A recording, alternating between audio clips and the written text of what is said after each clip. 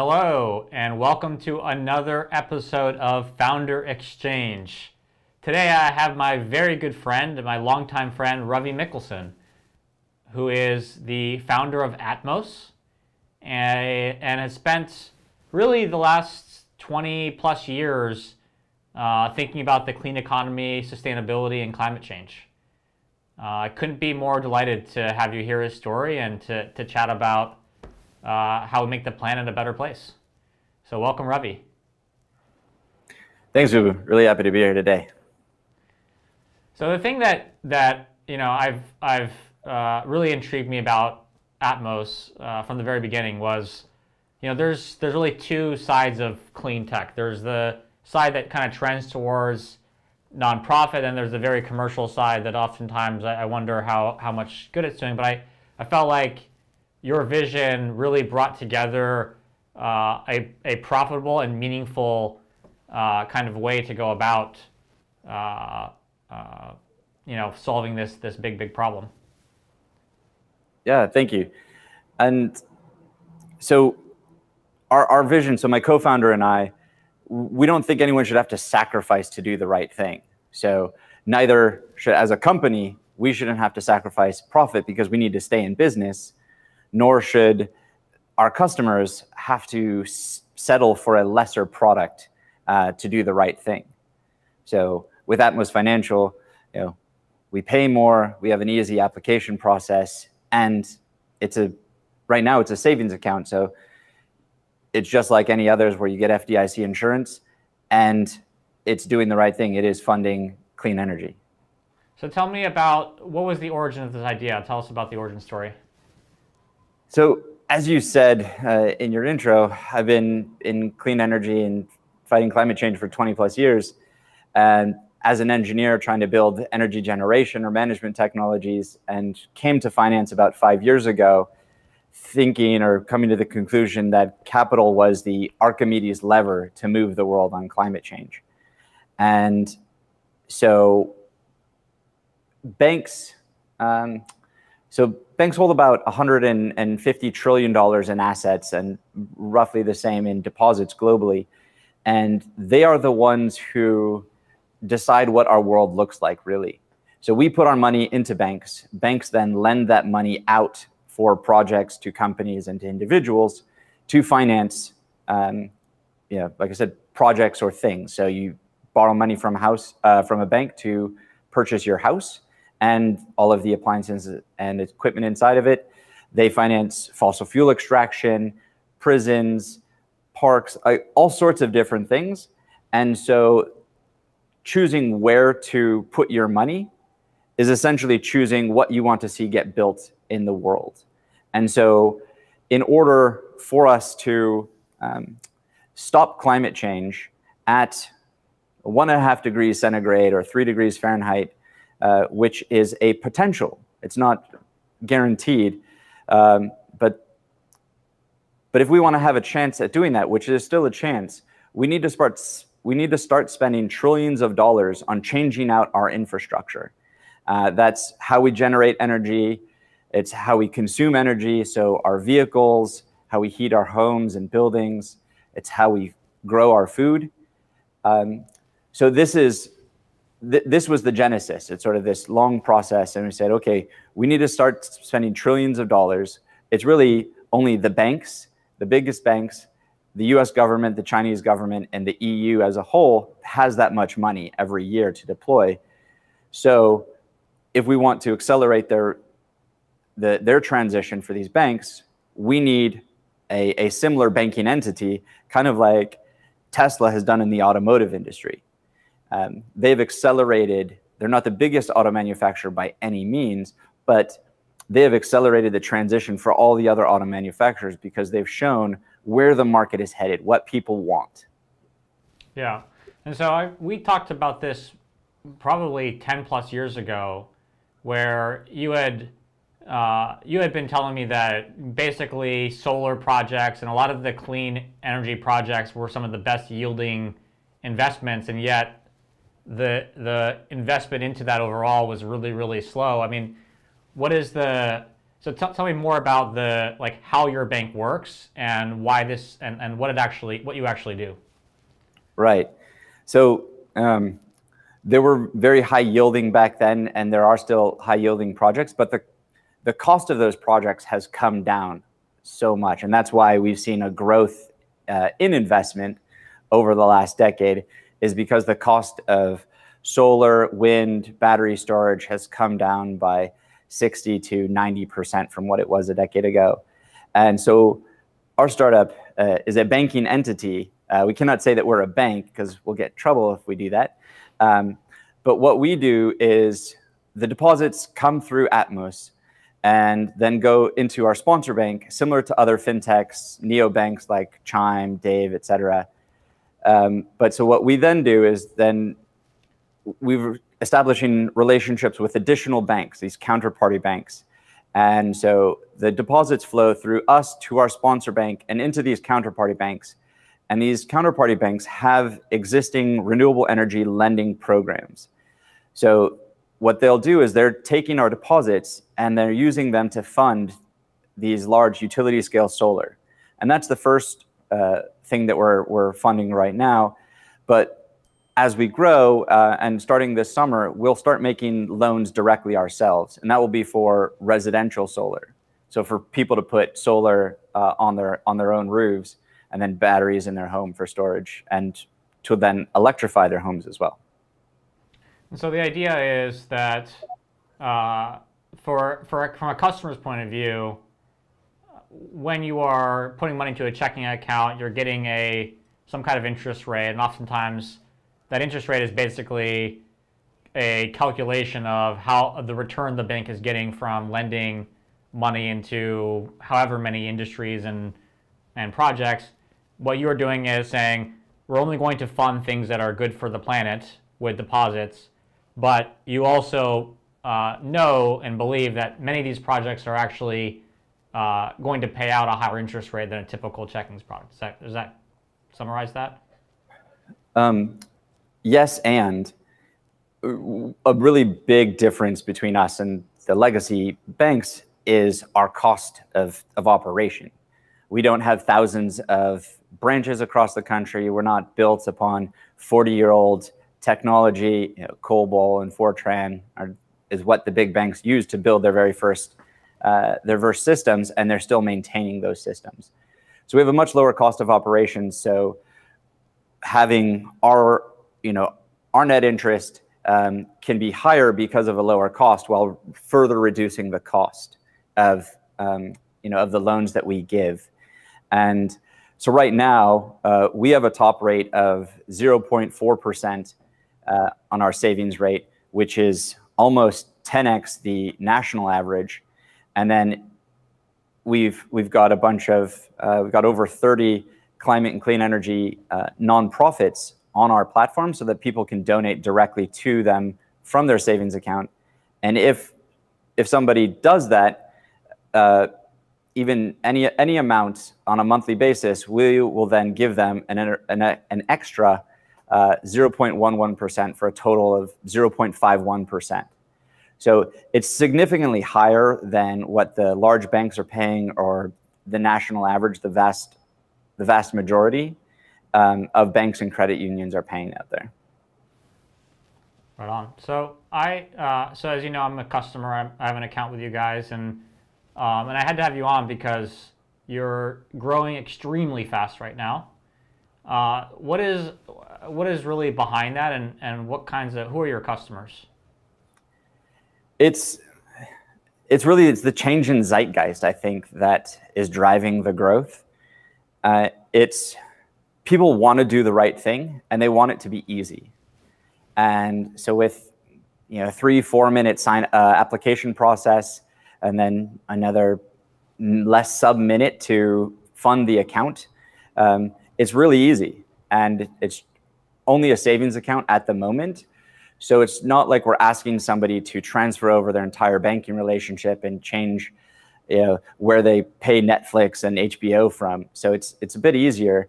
And our customers are coming from the general tech community, so our community here in Silicon Valley, because they wanted, we all want to do the right thing.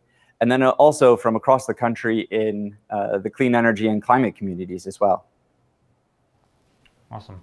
So let's reverse back 20 years ago. What was do you have a recollection of the moment when you realized that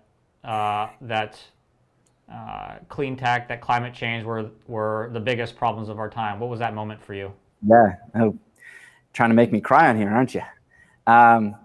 Yeah, so it was a Hollywood-like moment of epiphany, and it still gets me in my chest when I think of it. So, at my freshman orientation at University of Washington, they separated us into engineers and normal people, and in our much smaller group of engineers, I remember I was sitting up in the crowd. I mean, literally, it was like 15, 20 people versus 800 in the other group, and this woman comes in and says, "I want to tell you about this 4-year environmental research exchange program with the university in China," and said, "Right away, you'll be able to do graduate level research into projects like environmental quality,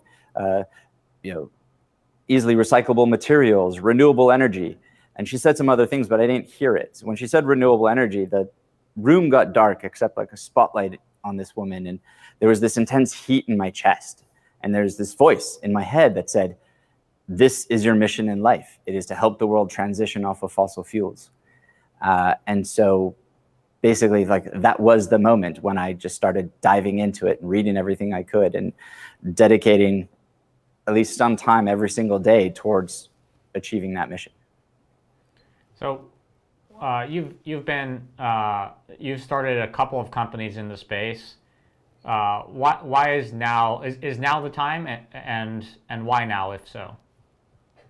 I think so. I hope so. There's definitely a lot of evidence that there is a fundamental shift in people's consciousness over the last few years. The increased number of extreme weather events, the high school, the student climate strikes around the world, the change in government in the US. We have the single most climate aggressive administration ever. They're really putting climate at the center of agenda for every department, including the Treasury Department. For the last 2 years, Larry Fink, the CEO of BlackRock, the largest, one of the largest institutional investors in the world, has said that climate is financial risk. So climate risk is financial risk, and every single company needs to start taking account of their climate risks if they want to continue to be seen as a viable investment. So from every single aspect of society, we are seeing a shift. We're seeing auto manufacturers who have built their entire business and some of decades, if not 100 years of operations around the internal combustion engine, saying that they will phase it out and only produce electric vehicles at some point in the near future. So it is the right time, and with technology as well. So that's like on the demand side, but from our standpoint, the rise of neobanks over the last several years and sponsor banks allowing software startups like ours to connect into a licensed institution has made it a lot easier. To start an actual chartered bank takes tens of millions of dollars and often 2 to 3 years of application time and a significant experienced banking team. So I think it is the right time on many different levels for this to go forward. On the subject of kind of Bitcoin mining and China, I mean, what is the energy source for, how does the energy sources break down in China today? Yeah, so on an annual basis, it's about 60% coal, 20% oil and petroleum products, and 8% fossil gas. So that's 88% fossil fuels, and about 2% nuclear, 5%.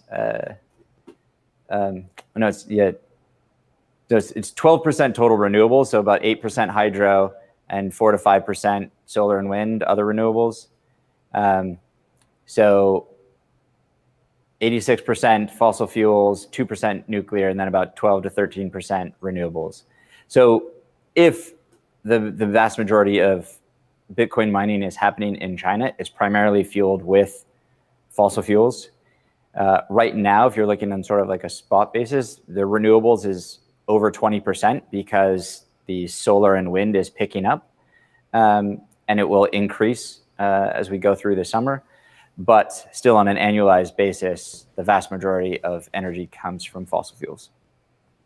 And how does that compare to the U.S. today? The U.S., we're down to just under 20% coal, and we're still about 15-20% nuclear. Got a good amount of hydro. The exact numbers I'm slipping, but renewables, like non-hydro renewables, are I think around 10-15%. But what is a better number than what has been? Because these plants last for 40 to 50 years. So a lot of the current generation was built in the 60s and 70s. So all around 70 to 80% of new generation in the U.S. is solar and wind. So right. we are transitioning our mix, fast. So this is what we need. Is like, okay, we have this old energy generation and we're replacing it with renewables, and we need to continue. We need to get that up to 100%. And there's a great debate about adding nuclear in, and if we can do that, there is it's a very contentious debate about whether or not to include nuclear in the mix. Where do you fall on that? I think we need it. I don't know what percentage. Right now, we can build solar and wind for really cheap, so let's keep doing that. There's so many problems with building nuclear around construction and permitting, the fear of the public. And so it's a multivariate problem that we need to overcome if we want to build nuclear. And there are a lot of people working on it. And really, what the fossil fuel industry has done has pitted the nuclear and the renewables industries against each other when they are an incredible complement to each other, and we should be working together. So that's where I stand on it. And just let's see what happens. The Atmos cannot finance nuclear because it's way too large. These projects are billion-dollar projects, and residential solar is a $20,000 to $30,000 loan, and that's where we'll start. Gotcha. So I mean, let's fast forward 50 years, and what do you think? How will you know that we've sort of solved this problem and can move on to something else? Is that maybe that 50 years is the wrong time frame, but yeah, I mean, if 50 years, we should be at a global, net zero carbon economy, and hopefully more than just net zero, we'll be at actual zero. And the difference between the two is that with a net zero, you still have, positive carbon emissions from some source. Let's say we keep a fossil gas plant going, but we plant more trees to balance it out. So in net, it's zero, rather than getting rid of all of the fossil fuels and having actual zero. Right. So in 50 years, hopefully we have reached that point. Hopefully it's not just that we've reached that point in terms of emissions, but we've also corrected some of the inequities of the last 100 years of energy generation, of where we've sited these plants, the communities that we've harmed the most. So it's a very unequal share of the wealth and the harm. And not saying that, this is not a communistic statement, but let's actually have, give people a better opportunity to have a decent life and to have a healthy life. Yeah. So, I mean, if we can be more specific, I mean, at least I would guess, tell me if I'm wrong, in 50 years, 100% of new cars created will be fully electric, probably self-driving, I would guess, as well. I mean, do you agree with that? Yes, it needs to be that before. Maybe not all self-driving, but definitely all electric.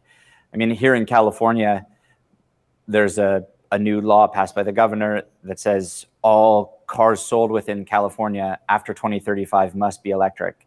And there are some caveats to that of mostly passenger vehicles, and there's additional technology development and manufacturing innovation that needs to occur to build the larger vehicles, buses, trucks, etc., trains, but those are coming as well. And in many instances, they'll actually probably happen faster than the passenger vehicles, because on a purely economic basis, electric vehicles beat out internal combustion engine vehicles, just hands down, especially for like higher mileage vehicles. And what about the home? I mean, you think that most in 50 years, most homes will be will they have solar panels on their roof? I mean, what do you think the home looks like? Yeah, all electric. Many will have solar. Solar doesn't work on every home because some homes have trees over them, or what have you. But I think right now, because of the economics of how we have set it up, it's really only certain roofs with certain orientations, mostly facing the south here in the northern hemisphere, are the ones that have solar installed on them because of the economics of how we sell power back to the grid. But the homes will be all electric. They'll have solar plus battery storage. We'll have the technology similar to TCP/IP, the communications protocols for transferring information between computers and networks. We're going to have similar protocols for transferring electricity between homes and devices, so that the horrible situation we just saw in Texas, where the grid, the thermal power plants, primarily coal, gas, nuclear, were non-weatherized, and so they failed, and that's the vast majority of their electricity. So that failed. There was also a small amount of wind turbines that froze because it's Texas. They didn't expect that they needed to weatherize everything, even though they had a similar situation a decade ago. And federal regulators said, you really should weatherize because this will happen again. And it did. And also they have their own grid. They don't interconnect with the rest of the country. And so I think what's going to happen is that we're going to have more electricity transmission between different states and different regions, so that as here in California, we're having a heat wave and there are fires, and where our grid is strained, we can pull electricity from Mexico or from Oregon, Washington, British Columbia, Colorado, etc. So we'll be sharing more electricity, interstate as well as intercommunity. So let's say there's one distribution line down into a neighborhood, then can route electricity around it through other wires to get to that neighborhood, so it maintains power. So I think it's not just going to be that it's solar cleanly powered, it's going to be a lot more intelligent. Yeah. And in your view, is that, I mean, what is how much of this will be private versus public in a sense? Yeah. Those kinds of things you're talking about, state to state transfer, those feel like, government level work, if you will. It can be. It doesn't have to be. So really, government should be used for essentially setting the guardrails of the market and saying within these bounds, you can operate safely and legally, and here are the rules for conduct and so forth. And then people can trade based on the value of providing electricity, in this instance, to each other. but especially for the equipment inside of homes, should for the most part be private, and people purchasing things for their own home through their mortgage, and what we're seeing in certain parts of the country, the energy generation and the distribution are handled by different companies. So here, our local utility, PG&E, they both produce the energy and then ship it through their own wires. They transmit it, and then it goes to the substation, and they distribute it to our homes. I don't know if you've heard the fire truck go by, but in other parts of the country, like in Texas, you've got generators, you've got the distribution system, you've got retail operators. There are many more parts, and that can produce a more efficient system, but it can also add complexity when there's crises, as has happened. So I think there is a lot more opportunity for smart private enterprise, but we need the government to allow it. So we need the government to set up the market for private enterprise to shine. So it's a partnership between the two. Sure. So last question. We've talked a bit about climate. We've talked about Bitcoin. We've talked about your company. In your mind, if someone is thinking about taking action, you said earlier that you were, for 20 years, at least every day, have tried to take one action to help the planet. What do you think the average person can do? What are the things you think, if they want to get involved here, what are the first things they should do and to help? Yeah, that's a great question, Viv. And there's a great debate in the fossil fuel industry has really tried to put the onus on us of, personal action. If you recycle, that will take care of the climate crisis. If you use metal or wood straws, that will take care of it. When it's really, we need to change out the infrastructure.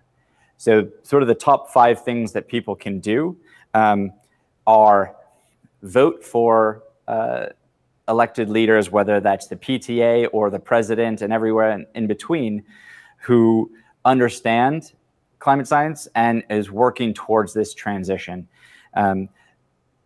Then talk to your friends and neighbors, see what they're doing, help them on their own transition. So those are the free things that everyone can do. It's free to open an account with Atmos. It's easy.